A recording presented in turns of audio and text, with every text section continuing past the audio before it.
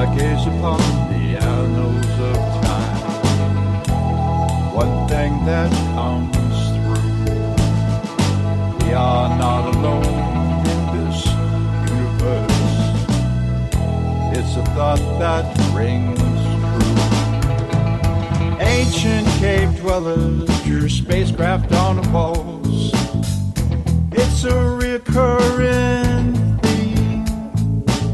I've seen the same thing while walking late at night, and I know it's not a dream. From Maelstrom to Manat, Boston to LA, there are people asking questions and they will not go away. But what has been seen might not be what it seems. The government's shadows dance in the sea.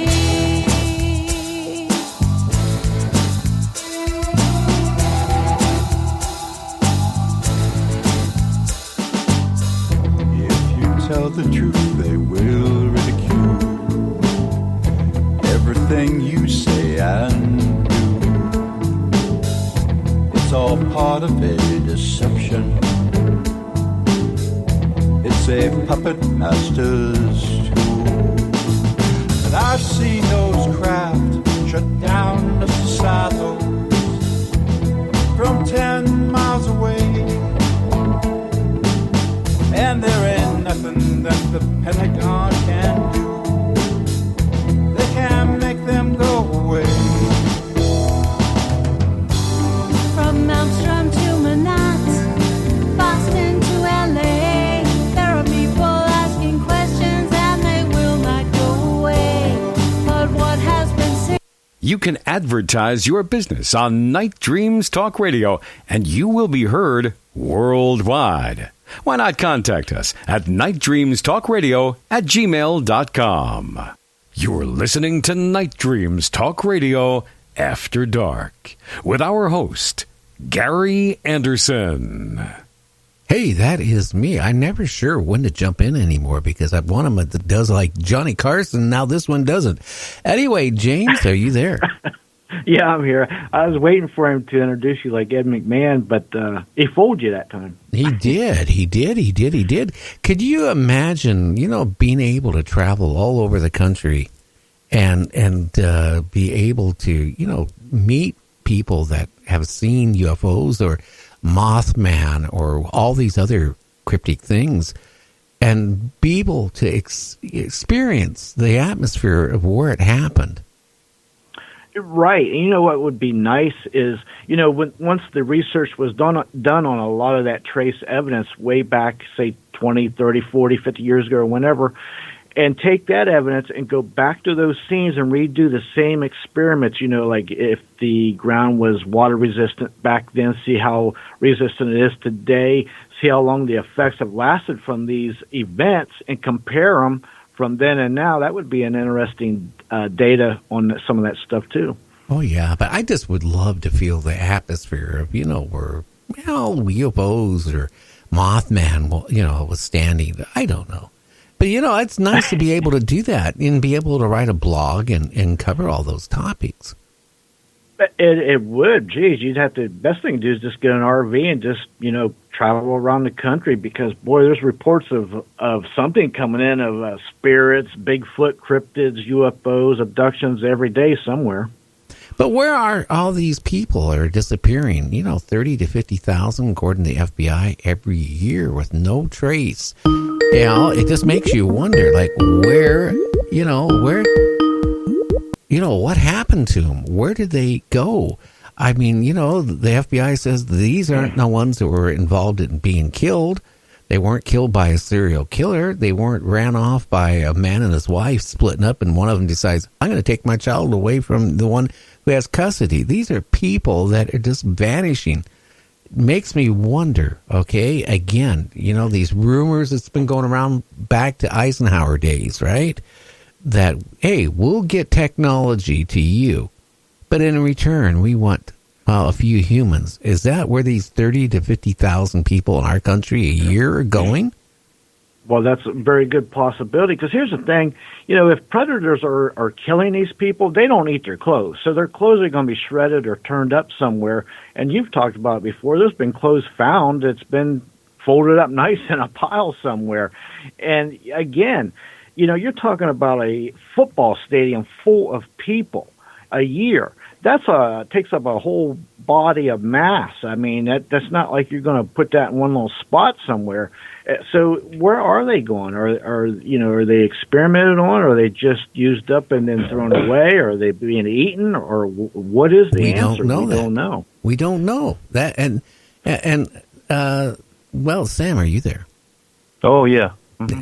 It just makes me wonder what's happening to these people. I mean, you're talking a size of a small town, or bigger than a small town, a small little city. That amount of people, 30 to 50,000, that's a lot of people vanishing. And then you think how many people are vanishing in Canada, how many people are vanishing in the UK and France and all these other countries, Germany, in Mexico. Who knows on Mexican, because the aliens out there coming in our country everywhere. I wonder why. I got a funny feeling pretty soon it's going to be the other way around. We're going to be running into Mexico. But the whole point is there's a lot of people just vanishing. Now, are they being taken aboard these UFOs? Are they being seeded on other planets to maybe create a new life form? Or are they somebody's dinner, the same way that, like I mentioned early at the show, guinea pigs are a delicacy in this one country, let alone they came out with, I hate to say it, guinea pig flavored ice cream made with real guinea pigs, 100% natural. That sounds delicious. And, here's the other factor in what you're talking about per year. Times that by God knows how many years, because this has been going on for a long time. It's just now that we have a lot of technology with cell phones and data and search engines and all this stuff to research this stuff. But this stuff could have been going on for 100 years or longer of this many people disappearing. Well, think about that. Well, in the 90s, okay, you could disappear. And you could actually disappear and nobody could find you very easily. But because of computers and, the internet and what's going on, you can't hide. You can't disappear. So these people are disappearing. They're just like walking off the earth. Where? I just got finished. Oh, I'm sorry. Oh, go ahead. Oh, I just got finished watching part of the documentary on Missing 411, the David Paulides. Yeah, it's just the amazing stories of 2 or 3 cases of where the little boy is just walking right behind the grandfather, and the grandfather just turns around and he's gone. And they had no trace of this kid. And one other case, they found him 2,000 feet higher. They found the clothes and some remains. Yeah, it makes you wonder if they were actually swooped up by something. We talked about those prehistoric creatures, for instance. How about a pterodactyl flying down and picking you up and flying off before you even know it? Yeah, you don't know. It's just, you can only speculate about, did they walk through portals? Were they picked up by some flying bird? These are the cases he has on this documentary that have no solution whatsoever. Well, the FBI, though, if you look at the missing people, when you're talking 30 to 50,000, and that's being conservative, it really makes you wonder, where are they going? I mean, they're not all going to the national park and disappearing. They're disappearing in New York, Los Angeles, Seattle, Oregon, Portland. Maybe where you live, maybe where James lives. And people are going and they're not coming back. And there's no trace of them. And this has been going on for years and years and years.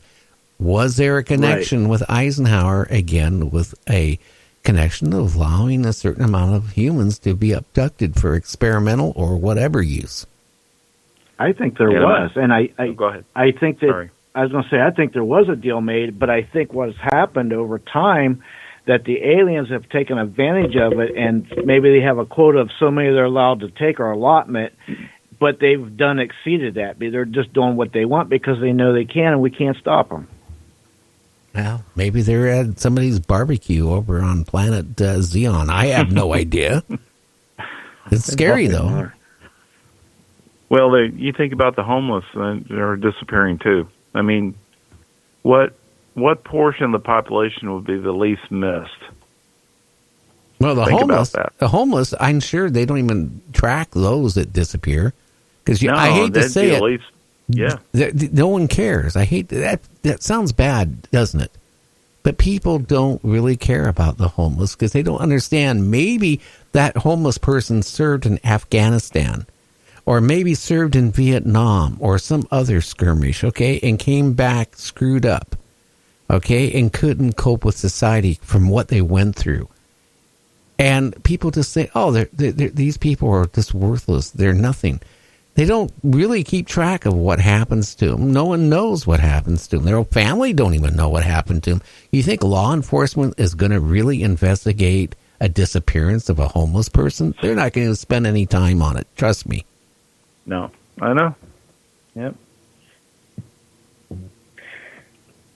And especially in this day and age with technology, like you just touched on a little bit ago, Gary, it's hard to disappear. You know, it's not like 20 years ago. You can't just disappear now. It's like you will turn up somewhere or somehow. So those would be easy targets because most of the homeless people, you know, they're not in touch in day-to-day society like most people, and that's a shame. But I mean, it's just the hard facts of what we're talking about, though. That's only if these people stay within the realm of civilization or society where they're tracked, where cell phones can capture their image or something else. But if they go out in these remote areas or they're abducted to a place where none of that exists, sorry about that, I just hit the mic. Yeah, my ear is still ringing. Yeah, I'm real, huh? My ear was ringing. I know. I'm sorry about that. I was being emphatic with my hands, and I just slapped the thing. But anyway, think about that because we do have the technology, and it's harder and harder to actually be invisible in society today. So if these people are missing, then you got to wonder, especially with all the tracking systems we have. They don't show up on Facebook. They don't show up on social media, any other kind of social media. You got to wonder if they dropped off the face of the earth. Yeah, or they were eaten, one of the two. I always bring that up because, you know, I found it so interesting what Mary Joyce said, you know, that the reports of, you know, a certain amount of these people are being abducted to, you know, because they're cannibals. These one species of, you know, I don't call them a race. I call them species. They're whatever they are. They look at humans as a delicacy. I can't say all of them, but why would they have to abduct humans for? And over a long period of time. Well, that's a good I point. wish I had an an answer.